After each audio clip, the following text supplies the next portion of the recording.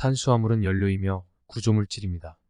우리는 고급 연료 포도당 대사를 중심으로 관련된 호르몬 및 설탕의 유해성을 살펴봅니다. 탄수화물은 탄소의 수화물이란 의미로 기본 분자식은 탄소에 물 분자가 붙은 CH2O입니다. 여기서 N은 셋부터 7가지. 자연에 존재하는 것은 이들 뿐입니다.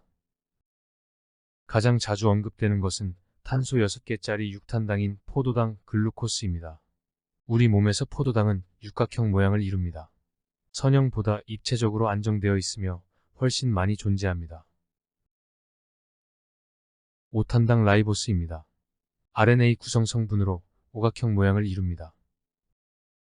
이번 탄소의 수산기 하이드록실기 대신에 그냥 수소면 디옥시라이보스로 DNA의 구성 성분입니다. 포도당은 어느 장기든지 선호하는 연료입니다. 특히 두뇌는 포도당만 고집합니다. 무게는 우리 몸의 2% 정도지만 포도당 20%를 독점합니다. 음식으로 섭취한 당은 소장에서 흡수되어 간으로 갑니다. 여기서 간은 생각이 깊습니다. 그 좋은 연료를 혈액으로 내보내 다른 장기가 사용하도록 양보합니다. 이때 췌장이 먼저 혈액에 있는 포도당을 접합니다. 근데 먹지는 않고 대신에 인슐린을 분비합니다. 요 인슐린, 너무 유명한 혈당 조절 호르몬입니다. 근육세포와 지방세포에게 포도당을 흡수하도록 독려합니다. 근육은 받아들인 포도당을 연료로 쓰고 여분은 글리코겐으로 비축합니다. 지방세포는 포도당을 약간 처리하여 지방을 만들어 비축합니다. 포도당이 여전히 혈액에 남아있다면 그제서야 간이 흡수하여 글리코겐이나 지방으로 전환합니다. 다른 장기를 배려하고 남은 것을 처리하는 것이죠. 뇌는 포도당 특혜 기관입니다. 인슐린이 있건 없건 포도당을 안으로 들입니다. 그렇지만 인슐린은 뇌의 전체 에너지 상태에 대한 정보를 줍니다.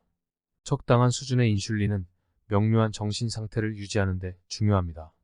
뇌의 에너지 상태에 대한 정보를 주는 또 다른 호르몬이 있습니다. 바로 지방세포가 만들어내는 식욕 억제 호르몬 렙틴입니다. 자 보세요. 지방까지 합성할 정도면 엄청 몸에 포도당이 많이 들어와 있다는 이야기예요. 그러니 그만 먹어라 하는 명령을 뇌가 내리도록 렙틴을 분비하는 거죠. 렙틴의 신호를 받은 뇌는 식욕 억제 모드, 즉 장으로 가는 미주신경을 꺼서 음식 섭취를 억제합니다. 또 교감신경을 자극해서 활동성을 증가시켜 저장된 에너지 소스인 지방을 태우라고 합니다. 기분이 업되면서 활동하고 싶어집니다. 저장된 중성지방은 지방산으로 분해되어 혈액 속으로 방출되고 간이나 근육세포에서 태워집니다. 우리 몸이 체중을 유지하는 비결은 인슐린과 렙틴 호르몬 덕분입니다. 사실 렙틴이 발견되고 나서 과학자들은 비만 관리의 희망을 보았습니다. 비만 환자에게 렙틴을 투여하면 포만감을 느껴 체중을 관리할 수 있으리라 여겼죠. 그런데 천만의 말씀. 렙틴에 그만 먹으라 라는 신호를 무시하고 계속 먹는 렙틴 저항성이 나타나는 게 문제입니다. 사실 고도 비만인 사람 대부분은 렙틴 저항성을 보입니다. 그렇다면 인슐린이 렙틴을 나오게 하니까 인슐린 조절이 대안일 수 있다고 생각할 수 있습니다. 그러나 인슐린에 대해서도 저항성이 생깁니다. 췌장이 혈액을 돌고 있는 당을 먹으라고 신호를 보냈는데 지방세포는 이미 배부릅니다. 그러면 인슐린 신호를 무시하죠. 분명 당을 없애라고 인슐린을 냈는데 여전히 포도당이 있거든요. 이 상황에서 췌장은 내가 인슐린을 내보내지 않았나 하며 다시 인슐린을 보냅니다. 지방세포는 나 충분히 먹었는데 계속 닥달하네 하며 말을 듣지 않습니다. 엄마 췌장은 이 녀석 계속 말을 안 듣네 하며 또 인슐린을 내보냅니다. 아들 지방세포 반항합니다. 혈액에 인슐린이 넘칩니다. 인슐린 저항성에 기인한 인슐린 과도증입니다. 넘치는 인슐린은 두뇌를 포함 여러 군데 말썽을 일으킵니다. 그러니까 호르몬을 통한 비만 조절은 별로입니다. 당 섭취 인슐린 지방 합성 렙틴 순으로 되니 당을 줄이는 게 제일 좋죠. 적게 먹어야 합니다. 몇 년 전부터 계속 듣던 이야기. 요즘 비만은 전염병처럼 퍼지고 있다고 하며 설탕이 주범이라고 말합니다.